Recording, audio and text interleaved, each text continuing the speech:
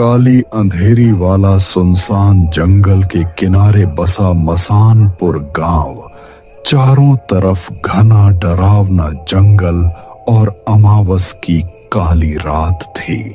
पूरा गांव एक अजीब सी खामोशी की चादर में दबा पड़ा था। बस दूर जंगल से कहीं कुत्तों के भौंकने की और सूखी हवा के पत्तों की आवाजें सुनाई दे रही थीं। इसी गांव के बीच में बसा था एक छोटा सा घर, जिसमें भोला और उसकी पत्नी सुमन रहती थी। उस रात जब भोला रात में जंगल लकड़ी लाने जा रहा होता है। सुनो जी, आज अमावस की रात है और आप इस काली रात में भी आप लकड़ी लाने जंगल जा रहे हो। देखिए, आज आप लकड़ी लाने जंगल मत जाओ, मुझे बहुत डर लग रहा है। अरे वो सुमन, तुम डर क्यों रही हो? अगर मैं लकड़ी लाने जंगल नहीं गया तो हमारे घर का खर्चा कैसे चलेगा? तुम चिंता मत करो, मैं जल्दी लकड़ी लेकर जंगल से आ जाऊंगा। पत्नी ने इतना समझाकर भी भोला रुका नहीं। इतने रात को जंगल लकड़ी काटने निकल जाता है। दूसरी तरफ उसी गांव के बीचों बीच पुराने बरगद के नीचे बनी रामू की चाय की दुकान से धीरे धीरे बुझती अंगारों की रोशनी में चमक रही थी। उसी चाय की दुकान पर बैठे थे गांव के 4-5 लोग। उनमें रामू, मोहन, गोपाल और गांव के सबसे बूढ़े शंकर काका भी बैठे थे। अरे आज ये कुत्ते इतना क्यों भौंक रहे हैं बे? पूरा गांव इन कुत्तों की आवाजों से डर रहा है। मुझे तो लग रहा है कोई आत्मा पिशाच बाहर घूम रहा है। अमावस की रात है ना आज? हाँ, आज अमावस्या की रात है और आज की रात जंगल में जाना मतलब अपने ही सिर पर लाठी मारने जैसा होगा। आज छलावा रास्तों में भटकता है। भाइयों, मैंने तो यह भी सुना था कि जंगल का छलावा रूप भी बदलता है, कभी कभी तो इंसान का रूप ले लेता है। सब लोगों की बातें चल ही रही थीं कि उतने में दूसरी तरफ से भोला अपने एक हाथ में कुल्हाड़ी और दूसरे हाथ में एक लालटेन लेकर आने लगता है। लालटेन की कांपती लौ में धीरे धीरे भोला आगे आ रहा था। तभी चाय की दुकान पर बैठे शंकर काका बोले, अरे भोला, कहां चला इतनी रात को? आज अमावस्या की रात है। यह रात बिल्कुल ठीक नहीं है बेटा। पागल हो गया है क्या भोला? कौन आदमी अमावस की आधी रात को जंगल में लकड़ी काटने जाता है? रामू, अगर मैं लकड़ी लाने जंगल नहीं गया तो मेरे घर का खर्चा कैसे निकलेगा? इसी वजह से मेरा काम रुकता नहीं। घर में चूल्हा जलाना है, उसके लिए पैसा लगता है। पैसों के लिए मुझे मजबूरी में लकड़ी लाने जंगल जाना पड़ता है। हर रोज मेरी पत्नी सुमन मुझे उस जंगल में जाने के लिए मना करती है, लेकिन मैं उसकी बात नहीं मानता। मत जा भोला, आज अमावस की रात है। जंगल में आज कोई इंसान नहीं बल्कि वो छलावा घूमता रहता है। इतने में एक जोरदार ठंडी हवा चली। लालटेन की लौ एकदम लहराई और जैसे किसी ने पास में ही हंसकर फुसफुसाया हो। सबके रोंगटे खड़े हो गए, लेकिन भोला डरा नहीं। वो अपनी कुल्हाड़ी लेकर आगे बढ़ गया। भोला चाय की दुकान से आगे निकल चुका था। गांव की आखिरी बाउंड्री पार होते ही वह सुनसान डरावने जंगल का रास्ता शुरू हो जाता है। रात का अंधेरा और भी भयानक हो गया था। पेड़ों की टहनियां हवा में हिल रही थीं। जंगल की आवाज ऐसी आ रही थी कि मानो किसी इंसान की आवाज हो। भोला रुक जाता है। कौन है? कौन है? कोई है तो सामने आ जाओ। पर जवाब में सिर्फ सन्नाटा। तभी अचानक उसे दिखा एक परछाई आगे पेड़ से उतरकर खेत की तरफ चली गई, धीरे मगर इंसान जैसी चाल में। भोला ने हिम्मत की और बोला, कौन है रे गोपाल, तू है क्या? बोलो। अगर कोई गांव का आदमी मेरे को डरा रहा है तो मैं डरने वाला नहीं हूं। सीधे तरीके से मेरे सामने आ जाओ, नहीं तो मेरे हाथ जो कुल्हाड़ी है उससे मैं तुम्हारा सर धड़ से अलग कर दूंगा। तभी वह काली परछाई वापस आने लगती है और वो कोई और नहीं बल्कि भोला की पत्नी सुमन थी। भोला का दिल थक से रह गया। अरे सुमन, तू इस भयानक डरावने जंगल में इतनी रात को क्या कर रही हो? मैंने तुमको बताया था कि मैं घर जल्दी लौट आऊंगा। सुमन मुस्कुराई मगर आंखें बिल्कुल ठंडी। लेकिन वो आवाज सुमन की नहीं थी, वो तो उस जंगल के छलावे की थी। घर चलो भोला, रात बहुत हो गई है। भोला एक कदम पीछे हट गया। उसी पल सुमन जैसी आकृति धीरे धीरे धुंध बनकर गायब हो गई। यह देख के भोला का खून जमने लगा। ये कौन था? ये तो सुमन नहीं थी, ये तो इस जंगल का छलावा था। तब भी भोला रुका नहीं, वो आगे बढ़ने लगा। जंगल के रास्ते से भयानक डरावने डरावने आवाजें आनी शुरू हो गई। थोड़ी देर बाद भोला जंगल के बीच आ चुका था। अब उसको पीछे लौटने की हिम्मत नहीं हो रही थी, आगे जाने का डर अलग।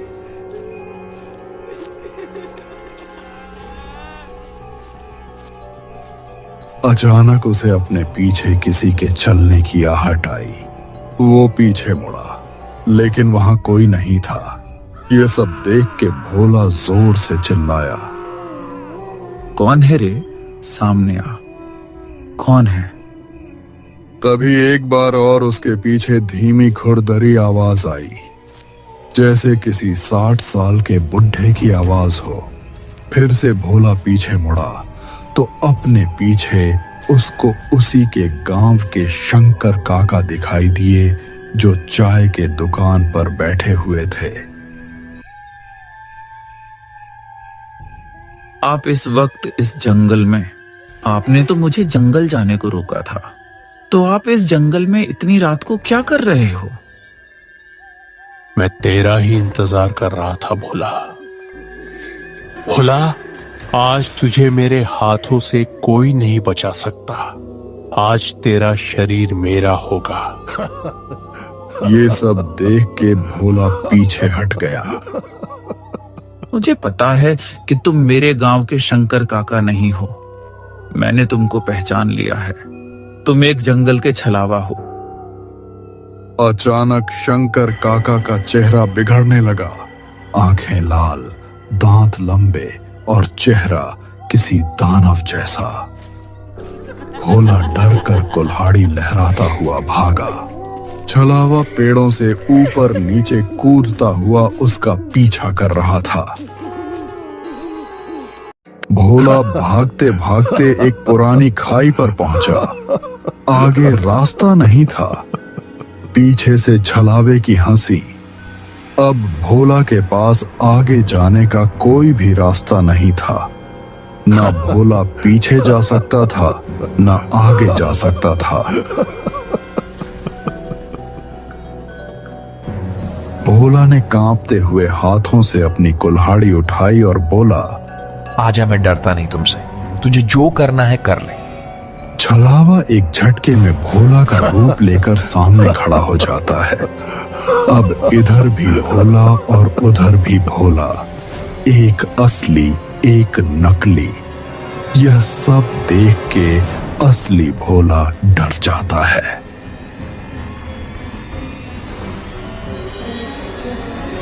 भोला, अब तू क्या करेगा?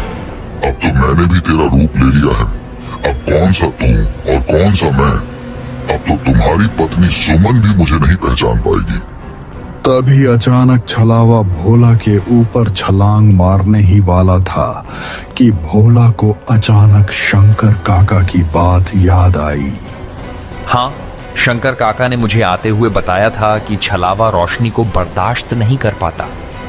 उसके बाद भोला ने अपने हाथ में जो लालटेन थी उसको उठाया और जोर से छलावे की तरफ फेंक दी। जैसे ही लालटेन छलावे के पास गिरी, लालटेन में तेज पीली रोशनी खोने लगी और छलावा दर्द से चिल्लाते हुए पीछे हट गया। वो धुएं में बदलता हुआ चिल्लाया, अगली अमावस में लौटूंगा। भोला, उसके बाद तुम्हें ये लालटेन दो। क्या तुम्हारे गांव का कोई इंसान भी तुम्हें बचाने नहीं पाएगा? यह बोल के छलावा अंधेरे में गायब हो गया। रात के 2 बजे थे। अब भोला के पास लालटेन भी नहीं थी।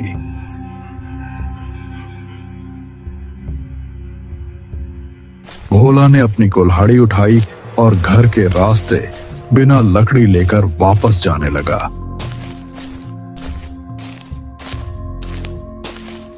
थोड़ी दूर चलते चलते भोला थक जाता है, इसीलिए वह एक पेड़ के नीचे आराम करने बैठ जाता है। रात का अंधेरा गहरा हो चुका था। भोला को कुछ समझ नहीं आ रहा था कि अब वह क्या करे।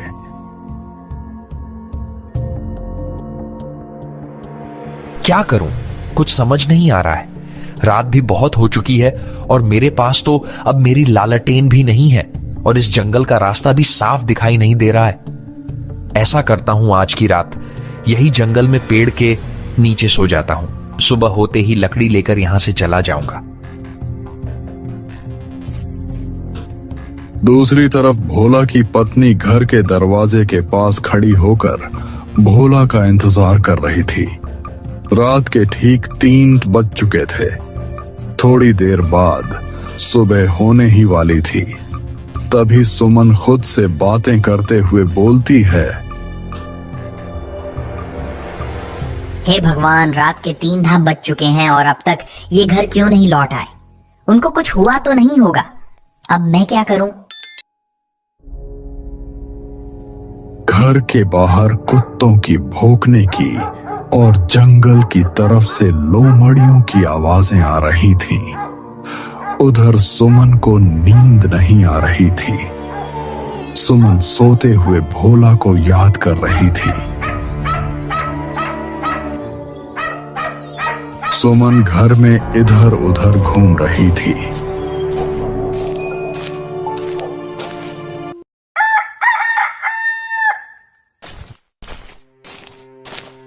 थोड़ी ही देर में सुबह हो जाती है।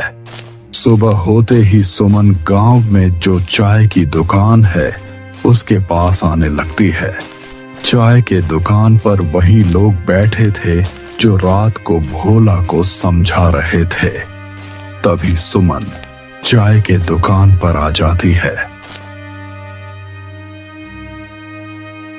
क्या हुआ सुमन, तुम आज चाय के दुकान पर कैसे आई?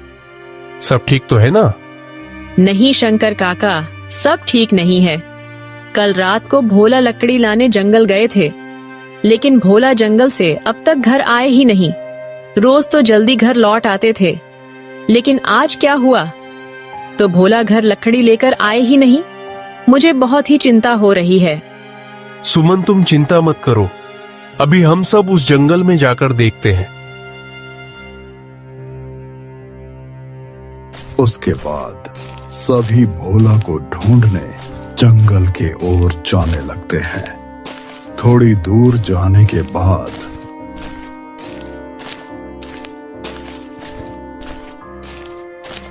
उनको दूसरे गांव का एक लकड़हारा उस जंगल में दिखाई देता है। तभी उस लकड़हारे से शंकर काका कहते हैं,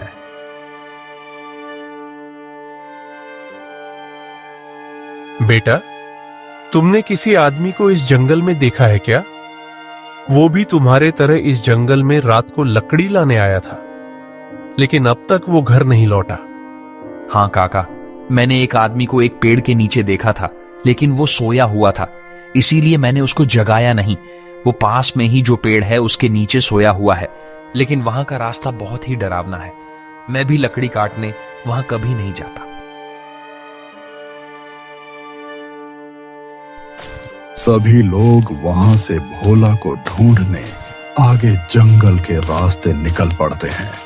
कुछ ही दूर जाने के बाद उनको भोला एक पेड़ के नीचे सोया हुआ दिखाई देता है। सभी लोग भोला के पास जाते हैं और कहते हैं, अरे ओ भोला, नींद पूरी नहीं हुई क्या? अब तुम्हारी नींद पूरी हुई होगी तो उठ जा। देखो, हम तुम्हें ढूंढने जंगल आए हुए हैं। तभी अचानक भोला की आंख खुल जाती है। भोला खड़ा हो जाता है और कहता है, तुम लोग यहां क्या हुआ? सब ठीक तो है? और सुमन, तुम भी इन लोगों के साथ इस जंगल में क्यों? क्या हुआ? आप आज घर नहीं आए तो क्या मुझे चिंता नहीं होगी क्या? मैं रात भर आपके चिंता में सो नहीं पाई और आप कह रहे हो कि क्या हुआ? सुमन, अब मैं तुमको क्या बताऊं कि मेरे साथ रात में क्या हुआ? क्या हुआ भोला तुम्हारे साथ रात को इस जंगल में? शंकर काका, अब आप लोगों को मैं क्या बताऊं। कल रात जब मैं लकड़ी लेने इस जंगल में आया ना, तो मुझे सुमन का रूप लेकर इस जंगल का छलावा मेरे सामने आया। उसके बाद वो गायब हो गया। थोड़ी देर बाद फिर से वह छलावा आपके रूप में मेरे पीछे मुझे मारने आया शंकर काका। लेकिन आपकी वजह से मैं कल रात को बच गया। आपने मुझे चाय की दुकान पर बताया था कि छलावा लालटेन की रोशनी से भागता है। मैंने मेरे हाथ में जो लालटेन थी वो छलावे के ऊपर फेंकी। उसके बाद छलावा गायब हो गया। लेकिन उसने मुझे बोला था कि वह फिर अगली अमावस की रात हमारे गांव आएगा। शंकर काका, छलावा गया नहीं है, सिर्फ कुछ दिनों के लिए गायब हो गया है। इसीलिए हम सब गांव वालों को सावधान रहना होगा। बेटा भोला, तू आज बच गया, पर वो किसी और का रूप लेकर फिर आएगा। अब चलो यहां से जल्दी।